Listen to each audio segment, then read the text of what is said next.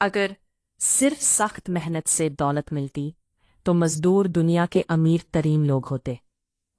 फिर आखिर ऐसा क्यों नहीं है? अस्सलामुअलैकुम दोस्तों।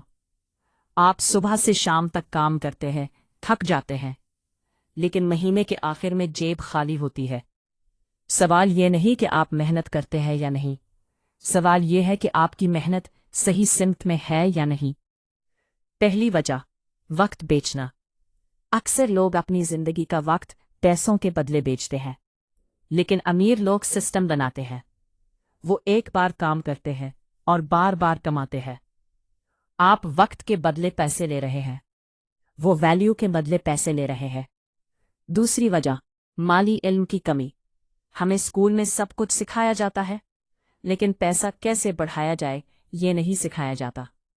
आमदनी बढ़ाने से ज्यादा जरूरी है पैसे को संभालना और बढ़ाना। तीसरी वजह, कंफर्ट जोन। हम डरते हैं नया सीखने से, नया रिस्क लेने से, और यही खौफ हमें वही रोक देता है जहां हम हैं। याद रखें, तरक्की हमेशा कंफर्ट जोन के बाहर होती है। चौथी वजह, सिर्फ खर्च कोई सरमायाकारी नहीं।